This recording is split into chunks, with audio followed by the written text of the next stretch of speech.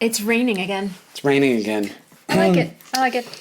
Oh, it's so nice. It gets so cool when it rains here. And I planted all those new plants in the front yard. So. Oh, what a stroke of luck. Yeah, that's perfect. right. It's supposed to rain like every day in the forecast. Yeah. Every day that's in the forecast, it's raining. I like it. Yeah, when I left the studio, it was like, oh my gosh, it's like 20, 30 degrees cooler than when I went in there. Yeah. Although it's good, it didn't rain at the UMS. That is, with the way this year has gone for a lot of people, a lot of our friends have just been rained out repeatedly. Yeah. I think the Stonebeat guys have been rained out like 6 or 8 times. Oh, it's crazy. Yeah. Yeah. So the UMS. UMS. Yeah, we can talk that. Yeah.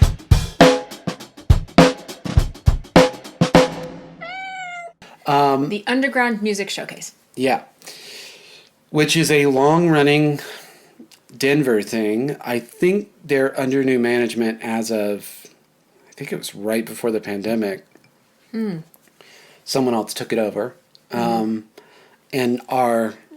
my good friend, Ariadne Ciati, is involved in booking. She's also in the band Ipecac, a band I produced who, by the way, is getting featured on the radio this month. Yes. So, yeah. I've been hearing them on the radio a lot. A lot, yeah. Well, I guess the month is over. It's going to be over by the time this podcast comes out. But anyway. But they played the Indie 102.3 meetup, and they played a Prime Spot at the UMS. Yeah, it's so great. Yeah, they're having a lot of... We actually ran into Ariadne, Rodney, walking down the street. Right. Walking down Broadway at the UMS. Oh, we ran into so many people. Wasn't it a surprise? It was. It would just be like... And we saw Elijah, the bassist, who played a showcase or two for us like 5 years ago. 5 years ago. Forever ago. He was like, hey, Adrienne, Justin. I was like, I can't put your face to the context, but he reminded me, fortunately.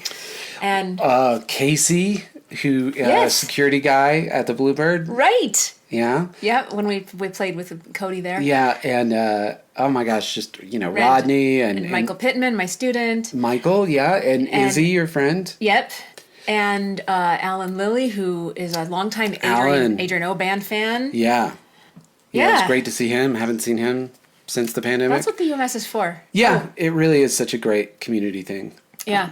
So we only went one day. We did. Because Friday we went, Saturday we had a gig, Sunday we were going to go, but we were just toast from the gig.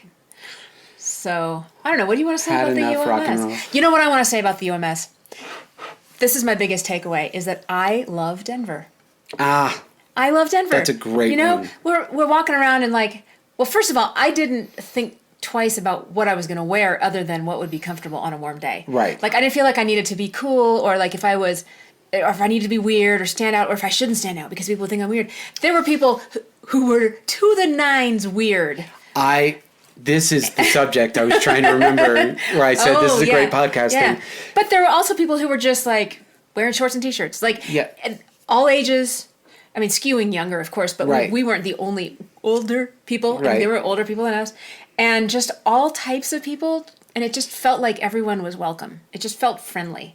And I think Denver's cool that way. No, you nailed it because there were people in what you would call costumes. Yeah. Like really elaborate costumes and platform boots and makeup and crazy hair. And then there were people they looked like they were dressed to go hiking. They had sun hats and just it's all normal and fine here. And we are so lucky to live in a place where it's like that. You can kind of like, if you feel like being weird, you can be weird and people are fine with it. If you feel like not even trying to look cool, that's also totally normal. Yeah, it's just a really, and you're right, welcoming place. Yeah, so that was my biggest takeaway, honestly. I just loved the crowd. I thought it was incredibly well run. Everywhere we went into, except for one place, the sound was great. And just the way it was organized, like it was easy to get around. All the people working it were great, and just what an event! Really, really great event. Any musical takeaways?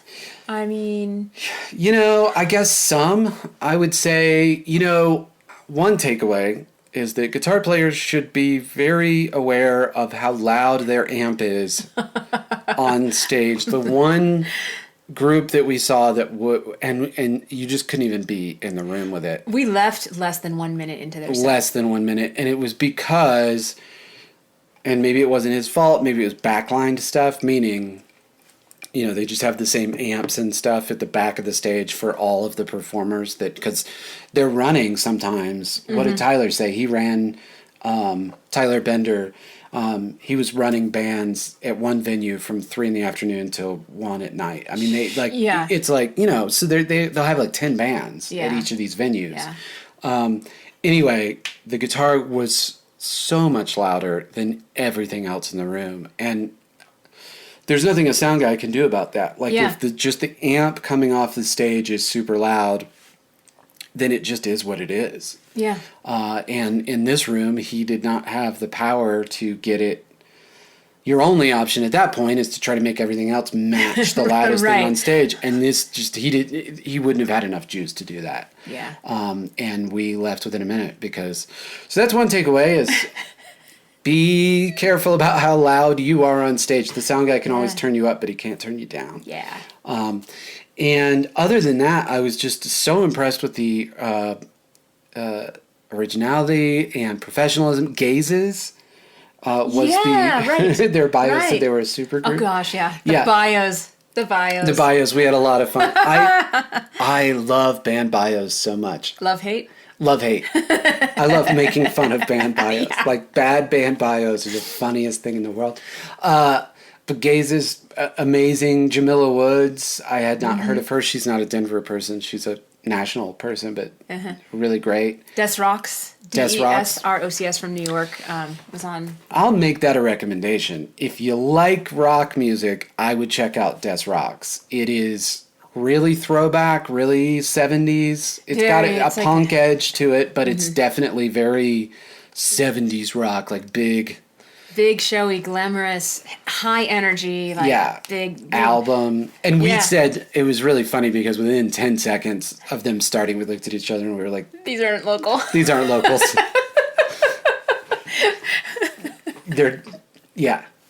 These guys seem pretty polished. Yeah, and they got some gigs under and the energy. They're hitting it with pro energy. You know, like that's.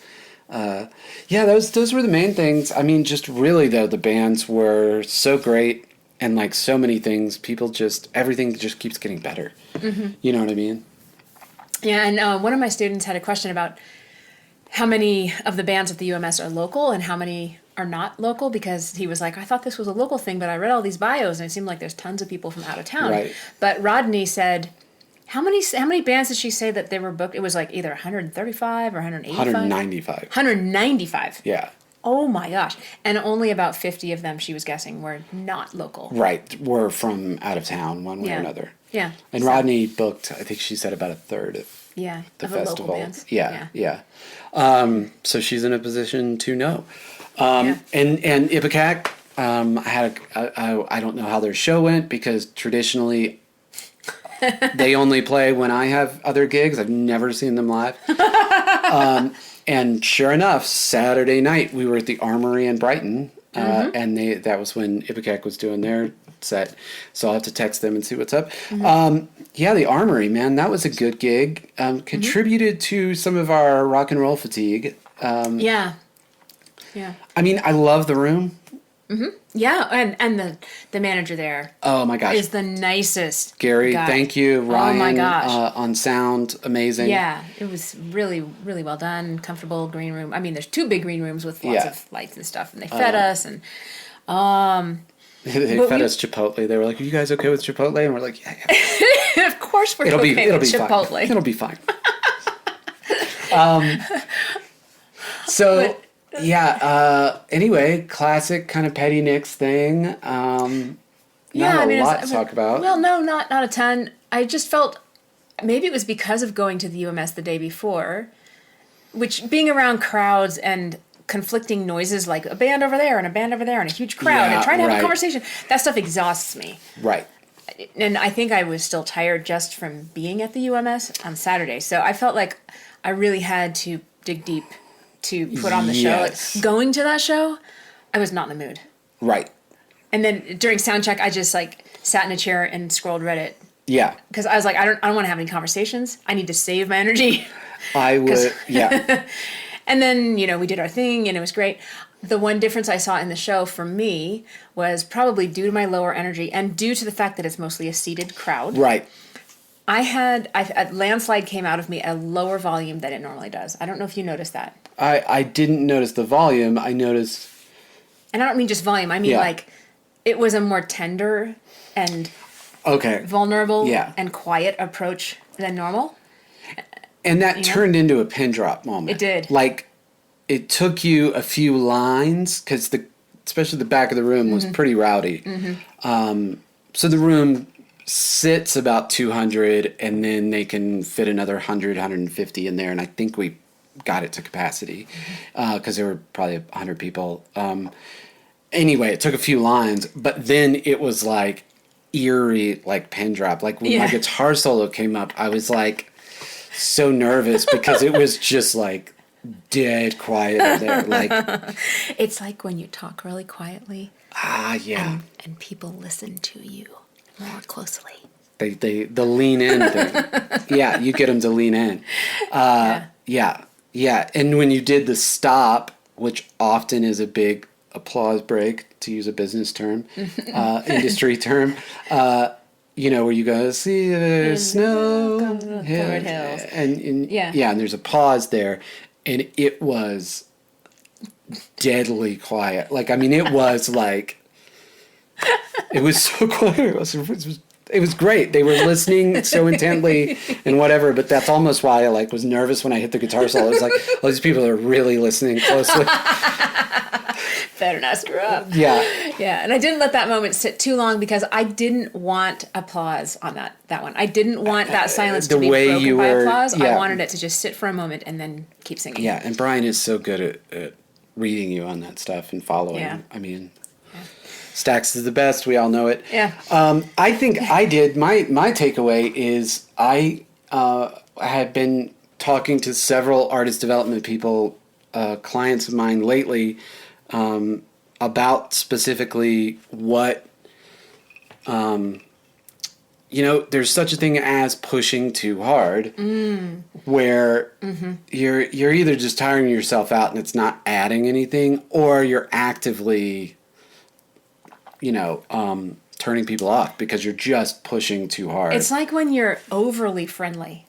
When you're that's a pushy, great when analogy. You're pushy in your friendliness. Yeah. I feel like some people overperform, and that's the visceral response that I have to that kind of energy. And I can be very guilty of that. I will push. I can hit. I can be like, I'm going to demand that that we all as a room go to this level. So why is it okay for you to do that? I don't think it is sometimes, and I think I'm getting better. I think I'm getting better at backing off when I need to back off, which I did Saturday, which part of me was like, I was catching myself wanting to be like, let's... Come on, you guys, let's go. Let's go. But that crowd wasn't going to get up and go. They weren't. So I did a good job of catching myself and just going, you know what? Just play the songs. They're enjoying it. They're having a great time listening. They don't need the big show. I no need to run around or anything, just, and there are shows where somebody needs to run around, and I'm the one who usually... I ran around at Louisville. Yeah. I never run. Right. But man, that crowd was asking for it. And so I was running from left to right across the stage a couple of times. One time I ran toward the sound guy, and he was like, "What's up?" And I was like, I just came in, I was like, "Cool." And then I left. And that would beg the question, how do you know when to do what? And I think the answer is A, experience, and B, you don't always know. And you'll be wrong plenty of times. That's true. You know what I mean? Like, you'll be like, oh, I need to really... Right, because sometimes you push and the energy, and you'll kickstart the energy with the crowd. They come with you. Like we've talked about it before, where we break them open. Yeah. And now they're with us, and now the energy in the room is up. And there are other times, like Saturday, where it's a seated crowd. Yeah. Maybe of a certain demographic or age, or it's hot in the summer. Who knows what the factors are? Yeah. But they're not going there. They're enjoying it. They're having a great time. They're going to cheer. Yeah. But they're not going to get on their feet and, Yeah. you know, there's not going to be a standing ovation at the end Right. of this one. Yeah. And that doesn't mean they didn't have a great time. It's just the show is what it is. Mm-hmm. And by the way, love that crowd. Not saying anything negative about that crowd. After the show, people were so nice talking to us. And, you know, I talked to a group of people, and one of them was like, I never go to shows. Like, I got dragged to this one. Right. Because my friend had seen you guys, and, you know, I was like, I'm not really that interested, but I'll go. And she was like, and I'm blown away. Like, I didn't know it could be, I had no idea it would be this good. That's awesome. It's great to hear. It's amazing to hear. You know, it's almost as much of a compliment as somebody like Leonard, our friend Leonard, who goes to, he told me one time, I think it's like 300 shows a year, maybe more, because he'll go to multiple shows on a night sometimes. Right. And he sees everything. And so when he says, you guys were good tonight, that's a huge compliment because he sees everything. And on the other hand, someone being like, I don't even pay attention to music, but you guys are... Right. That's a great compliment. Yeah, from two ends of the spectrum. Yeah, totally. And yeah, that was my main takeaway is I did a good job of just like settling in and like just let it happen. You don't have to make anything happen on this one. You know. But it was a great show and lots of fun. Yeah. Same old, same old. I took home an entire bag of Hershey's chocolate. Yeah, and from the green room. Nobody else was going to take it. And I got a huge jug of salsa. That's right. Right, they had salsa and bananas and fruits and vegetables and stuff chips and chips. Yeah, and so yeah. Did you take home a bag of chips too? Or yeah. No? Okay. We made out. I took 2 bananas. It's this huge jug of salsa, and we'd eaten like an inch out of it. I know. And I was like, they're not going to serve this open salsa to the next band. So I was like, can I take this? You do love chips and salsa. I do love salsa. Yeah, boy, so much fun. Which, by the way, I saw your post, and it's amazing. Apparently, in 1956, Elvis played at this venue. Yeah. And they had a poster on the wall that was like Elvis for 3 nights in 1956. It was amazing. Like, that's kind of, it's unbelievable. If we could spin that as like, well, I guess Elvis isn't alive anymore, but we could say, oh, we play at the same places that Elvis did. We're kind of, we do this a lot of the same venues Elvis would Yeah, exactly. 1 year into his career. Yeah, 70 years later. Yeah. Oh my gosh, that's okay. So good. Let's move on to another topic about bands late in their careers. How about that? Yeah. So, segue. I got a text out of the blue a couple weeks ago. It was so out of the blue that I would have suspected it to be fake, but it was well written, so I thought maybe it was for real. So I said, "Hi, my name is so-and-so. Found you on the internet. We lost our backup singer from LA, and we have some US dates coming up. Would you like to talk about performing, like singing backup with us?" And I was like, "What?" So I looked up, he gave me the name, so I looked up the guy on allmusic.com. Oh, right. And I was like, well, this is for real. This is actually a band that was signed to Atlantic Records in the 80s, late 80s. So this band is called Concan. They're from Canadian. They're Canadian. And they're on the Lost 80s Live Tour, which is a tour that brings together bands like Wang Chung and Flock of Seagulls and Animotion and Stacy Q. And bands that you were a big fan of as a kid. Yeah, as a kid, for sure, because like these are... I mean, these hits are from the early to late 80s, so some of them I was 10 years old, some of them I was 12 years old. Yeah. But, it's basically synth pop bands from the 80s that do a tour around the world, and the country, every year. It's been going on for 21 years. That's amazing. So, I'm going to be doing 3 dates with this band on this tour. You're doing Salt Lake, I know. Yep, Salt Lake City. Gonna rehearse with them in Salt Lake City the night before, and then do a show at. Where are you in Salt Lake? Sandy Amphitheater, I think, or Sant. I think that's what it's called. Okay, I don't know that. And then I can't do the Fiddler's Green date, unfortunately, Which because would be huge. That's a huge, massive venue. I know. I've done it with Cody a few times. You've done Fiddler's Green? With Cody. Well, no, I'm talking about the actual amphitheater part. You've done the side stage. The side stage. That's what I meant. But No, it's still. this would be the real deal. I know. So you were on the grounds. They let us in. We were on the sidewalk outside. Yeah, it's like when I played at Red Rocks with Melissa Ivy. Remember, we went up to the top of Red Rocks. Yeah. She brought her guitar, and she sang. I sang with her to do a Red Rocks show for one of her clients. Well, we do a lot of the same venues that, say, Elvis would do. Yeah, exactly. Name a band. We've played at the same venue. We've played at the exact same places. Because now I've played at Red Rocks. Anyway. So you're missing Fiddler's Green. So I'm missing Fiddler's Green, but I got someone to cover for me. Okay, and then you're also doing Dallas? Dallas, it's another Woodlands? amphitheater. No, it's Texas something. I posted it on Facebook. And then in San Diego, I'm doing, they're playing at Humphreys. Which is huge. Huge and an amazing venue. It's super cool. Right on the water. Yeah. Yeah, so it's going to be pretty amazing. I mean, it's the shortest set. It's hilarious because there's like 9 or 10 bands in the bill. Right. And these guys are first or second. So we're doing 3 songs. I'm singing backup on 3 songs. At the same time, what a value for your ticket price. Yes. That's a show, you know what I mean? If you got to see 9 or 10 bands that you like. Yes. And they're each going to do a short set, but you're going to get You're going to get the hits. The variety. You're going to get all those hits that you love. Yeah. I mean, that's sometimes when you even bands that you love, or we've talked about shows that we go to where you're like, I was into it for about 40 minutes. Yeah. And then I was like, all right. Yeah. I love the band, but so that's amazing though. What a crazy excited. Out of nowhere. Yeah. And I don't know if they're going to be on future tours. They haven't been on all of the 21 years as far as I can tell. Okay. I think, because they only reformed recently. Oh, I see. So I read the whole Wikipedia, and then the band split up, and these people are using the name, blah blah blah. So the band reformed is relatively new, so maybe they've only done the tour a few times. But based on a side comment they made when we had a Zoom meeting yesterday, I think there's a chance that if they do it again, I'll be the bass player too. Oh my gosh. Yeah. Well, there you go.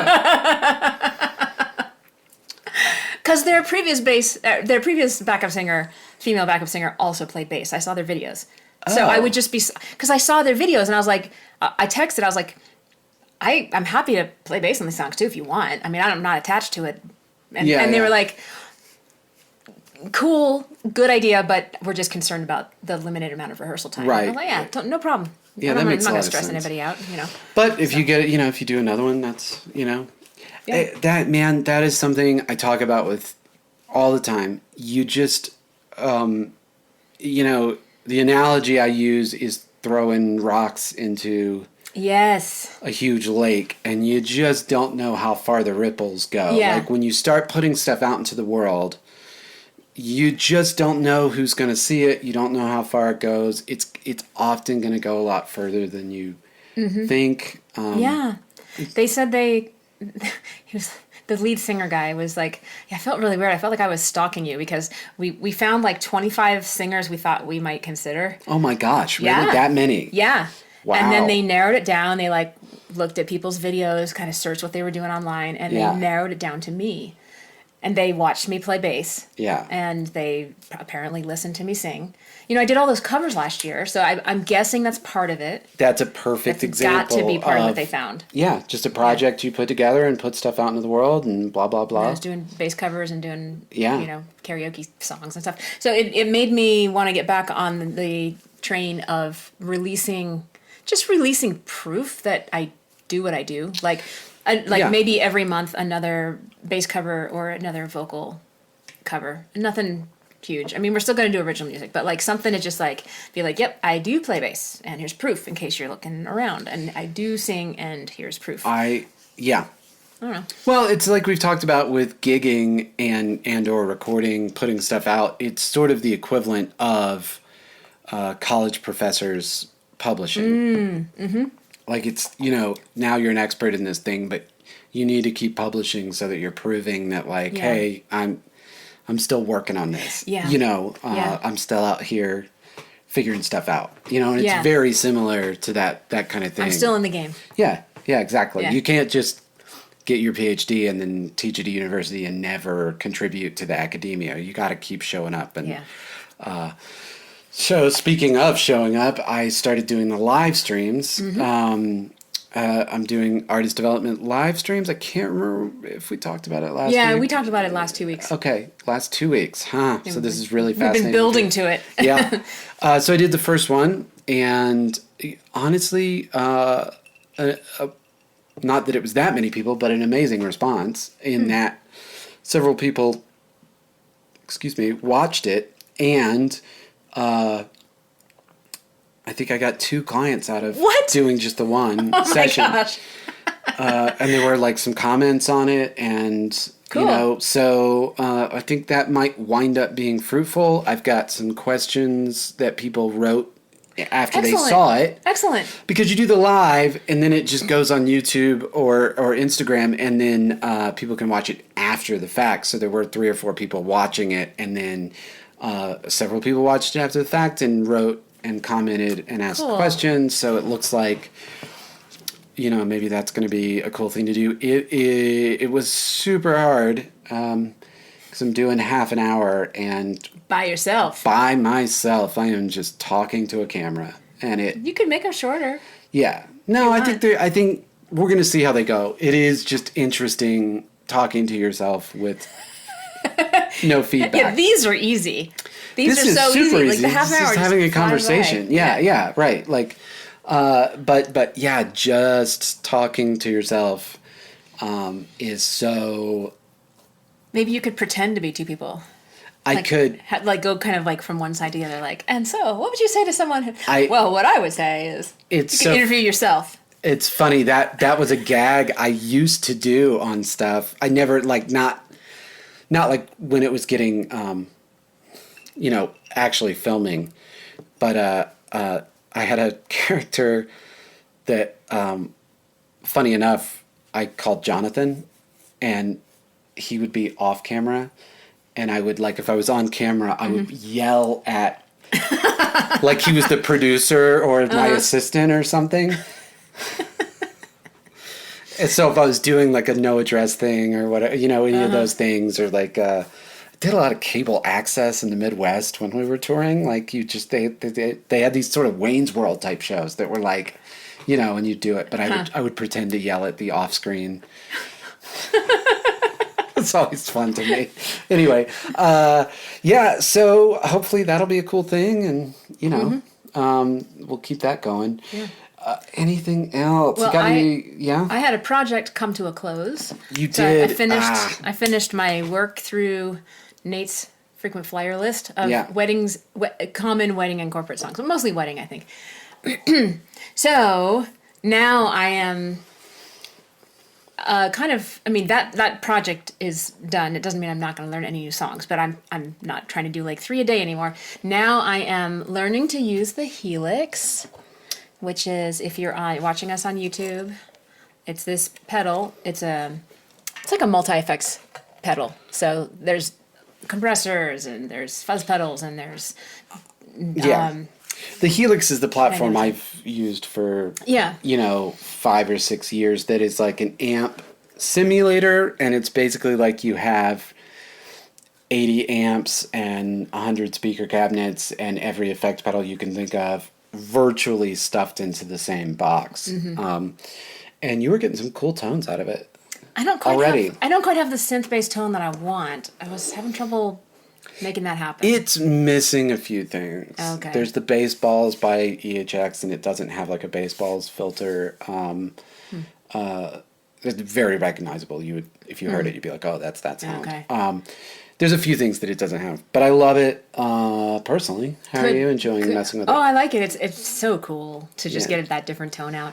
But could I put another pedal in line with it, or does absolutely? A lot of people, especially with that smaller one, that's what people do. Is they have a pedal board going into this thing that is then pretending to be the amp and cabinet.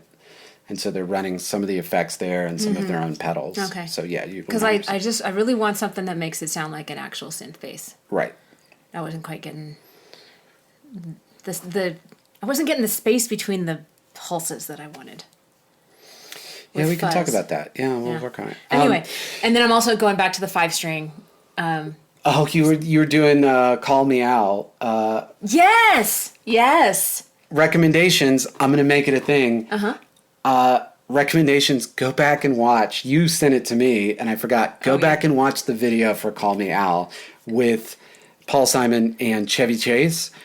We all saw it in the 80s, but I highly recommend that you go back and rewatch that. It is such a great music video. Fun. It's so hilarious. Looks like it's one take, and I was thinking we should do something like that. Yeah, we should do something like that. But you were working on that very famous bass fill that's in the middle of that song. I figured out at least the first half of it by ear. Right. On the 5-string. And I figured out what I'm going to do to make the second half of it happen. Right. Which, if you don't know, which you probably don't, moms. So there's this cool fill. And near the end of the song, there's I mean, it's like super fast, and it goes down, and then it goes back up. Well, it's played. The first half of it is actually played, and the second half of it is the first half. The tape's like reversed and played backwards, so it's not physically possible to play the second half. But I figured out something that approximates it. So. You can play the notes, obviously, but you can't get the kind of warp sound at the beginning. Well, not only that, but like the order in which the notes happen and the speed at which they happen is really technically it doesn't fall into your fingers right because it's reversed. But the cool thing about the way it goes down is it's all hammer-ons and like drags. Yeah. So it's just like just kind of going down the fretboard. Yeah. And then I just kind of do the reverse. Sort of do it going. Yeah. It's gosh, you know what? If you really wanted to get clever, you could load it into a reverse delay where it just sampled the front. Oh my gosh! And then played the bar back to you backwards. You could definitely do that. So I'd have to coordinate my feet too. So I'd have to start the recording on the first note, play it, and then stop the recording and have it play back right. No, you would just turn on the reverse delay. So there are delays and a delay is an echo. Yeah. Okay. And they call it a delay because they make that echo by there being a delay in the signal getting back through the electronics, and so there's a repeat that is delayed, and that's why it's called a delay, even though non-music people would say that's an echo. But anyway, the reverse delay, you would set it so that soak the sound up for a bar and then give it back to me for a bar. Right, I see. But you'd have to be tapped in at the right tempo, right. Or you'd have to be the drummer would have to be on a click, and you'd have to know you're precisely at 198 or whatever that sounds at. Yeah. But you could do it that way for sure. There'd be way more trouble than it's worth, but it's technically possible. Right. That was a nice detour. Nice little detour. So, gosh, you wanna tie this one off? What are you drinking, by the way? Oh, Campari and soda again. Yeah. My summer drink. And I find this more fascinating than anybody else seems to, but this is Amontillado, which is a sherry. It's just basically like an aged wine. And you remember the famous Edgar Allan Poe story, Cask of Amontillado. That's what this is. They still make Amontillado. And it's, so you bought a cask of Amontillado, didn't you? It was a small bottle. I wouldn't call it a cask. It was just amazing to me that all these old-timey liquors are just so fun to try. And it's really interesting. You've had some of it. It's really raisin tasting, where wine has a little bit of a grape thing. This because it's aged has like a raisin taste, tobacco maybe a little bit. Anyway, fun stuff. I think that's it. Yeah. So as always, we are sponsored by Performance High, Voice and Music Studio. And what else? And I'm going to say Bandmix because it turns out that's where that band found me. Okay, we are sponsored by Bandmix. If you're... I've told people to list themselves on Bandmix because... I think it does work. It used to be Craigslist, but Craigslist is crap these days as far as I know. Yeah, Greshler has found that's people... That's how we met. But you found people on Craigslist? On Bandmix. Okay. Yeah, Craigslist is no longer works. But yeah, Bandmix... If If you need a bass player, bandmix.com. Yeah. Or just reevaluate what's going on in your life. You always say that at the end of the... Do I? Yeah, you do. Like, if you're still listening, you should really think about why. No, I was like, what I was saying is if you are looking for a bass player, maybe look inside yourself and figure out why you even need a bass player. That's my position on guitar players. You need bass players, but guitar players, you don't really need a guitar player. Yeah, that's why I've developed that opinion. Okay. I think it's time to wrap this up. I think it's probably time to wrap. Okay, guys, thank you so much, and we'll see you next week. All right, bye.